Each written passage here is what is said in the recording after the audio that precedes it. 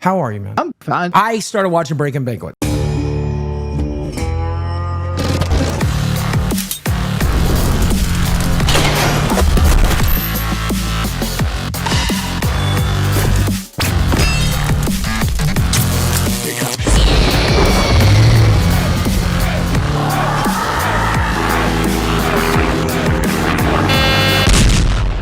Say my name. Breaking Banquet.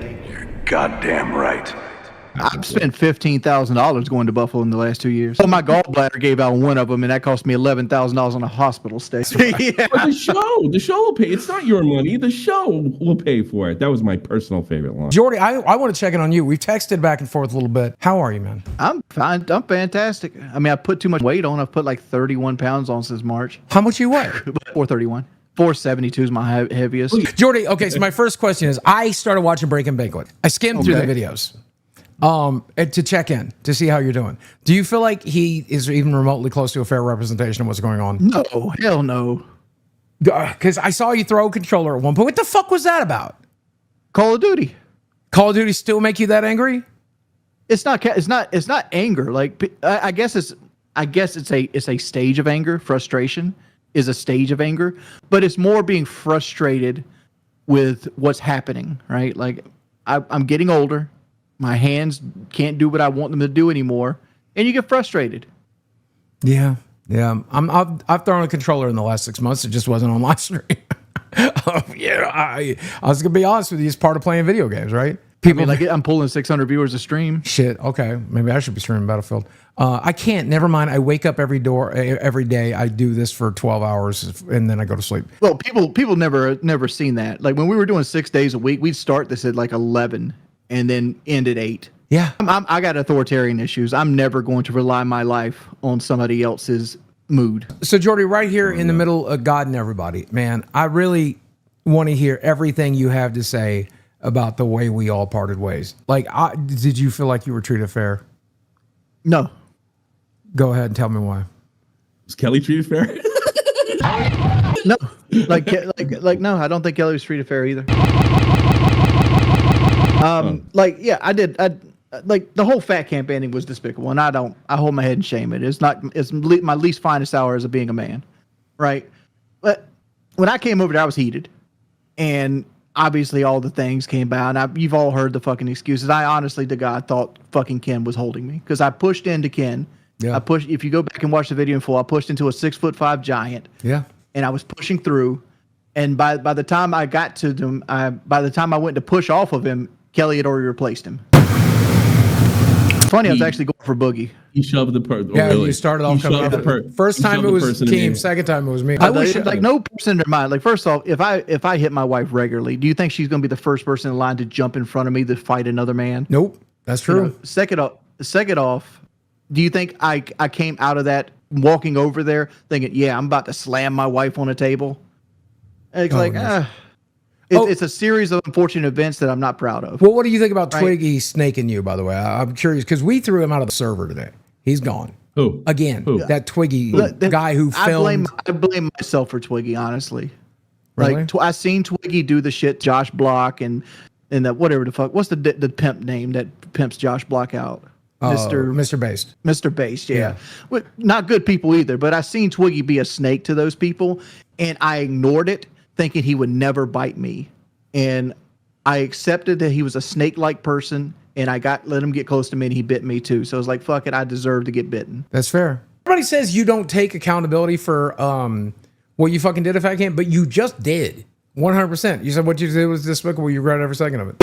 It's a series of unfortunate events. 100%. Never going to be enough.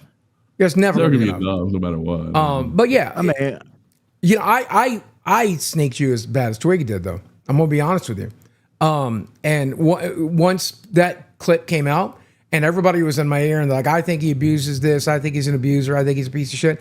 I went right along with it, and I should have stood up for you. And there's no excuse for it. And I hate to be this way. I love Mike to death, but I feel like Mike got a much better reception for his situation than I did on mine. Yeah, I think it's because it wasn't on camera, and like obviously but did you hear did y'all hear the phone call? The phone call was brutal. I know Bridget and I know what she's like when she's drunk, and she is a brutal, vindictive person. So that is 100%. something she would have done, was fake a 911 call. I wasn't there. I wasn't in the room. I can't ever 100% say what, but I know what I believe. I'm gonna say this, and people are gonna get mad at me for this. I don't think Mike did anything to Bridget. Like I think he probably admitted to it at the time. Yeah. But Because he I was don't drunk. think he did anything to it, and I think it was two people drunk in a situation where they shouldn't have been together. Like Mike should have like separated himself from that situation, especially with drinking, because he just started drinking again at fat camp, and then they both go there, both inebriated, and they're both fighting. Actually, not drinking again. That was his first time in life drinking. After fat camp, Mike came home. Him and Bridget decided to drink together. He got upset that she was sleeping around on him, and she accused him of sleeping around on her. So they were both in the wrong, and alcohol did its thing. And apparently, she called the cops saying that Mike hit her. Mike admitted to hitting her. Oh, And he got arrested for DB. you didn't get arrested. So did you didn't cover it. Excuse me. He's trying to say that he didn't realize she was underage until her 17th birthday, and Yeah. by counting the candles on the cake.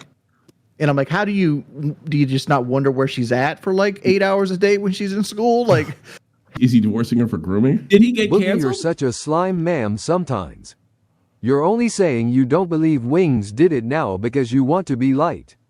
You can't help but suck anyone's D if you think it will make you popular. Sure. Me? Jordy, I have an opinion, and you tell me if I'm right or wrong.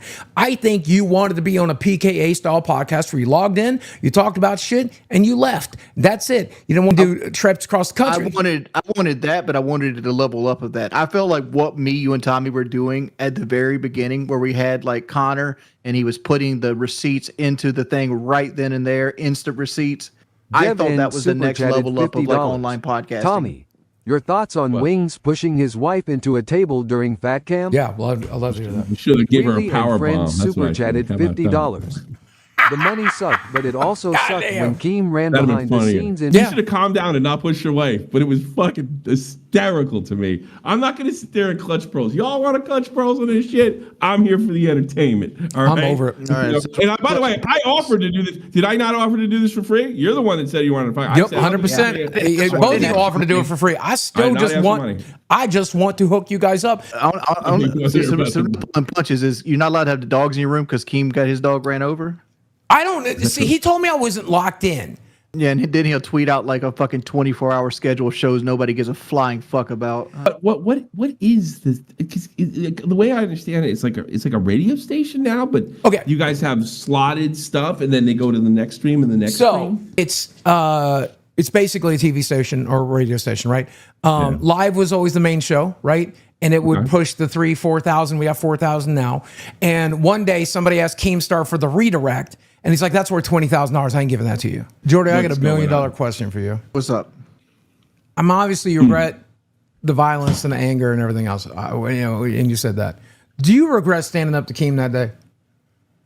Regret standing up to him? Yeah. No, I'm never going to regret standing up to anybody, but that's my personality. I read the situation wrong, and I regret ever going back out the second time. Yeah. Yeah. Because like I would say this forever, like I'm a kind of a redneck, right? Like I grew up a redneck. I grew up in like you always stand your ground, that kind of stuff. And like hindsight, looking back to it, like when I walked up to Keem, he's like, "Why are you yelling at me?" And he like put his hand on my stomach to like give himself space. I took that as him pushing me instantly. So you forgot how fat you were. Yeah, basically. but I thought that was him pushing me, and I'm like, it's on now, bitch. You forgot how fat And you like were. I instantly but Keem's just like, look, give me pushed some him room. back, but after the initial push, I'm like, I instantly snapped back into reality. I'm like, I don't want to fight this man. It looks like you're belly bumping him, and he's like, "Hey, give me some space." I'm not lying to you. That's like the second after I push, my arms are here. I'm like, I didn't really want to push this guy. It's just like a natural instinct.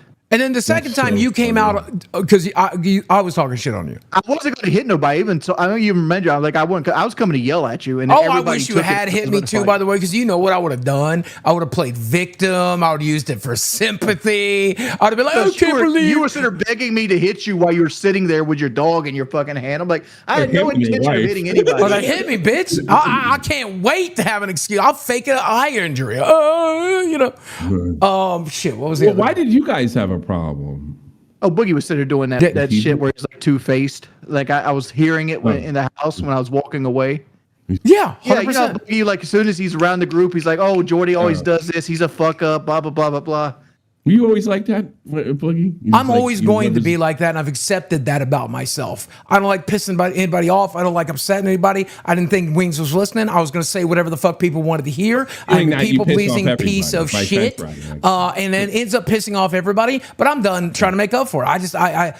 My mouth runs, and I have trouble controlling it, and I'm a piece of shit, and I'm openly a piece of shit now. Like, I ride Keem's dick. I don't know what Keem does, but he rides Lynx's dick. Could take back one thing, obviously besides fat camp. You could take out one thing between all of this, the whole time you were involved with Lolcow Live. What would you take back?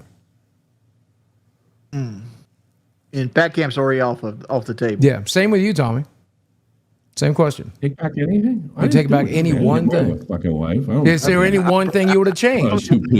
I wouldn't have went from that fucking tree. I mean, technically, I groomed Desi.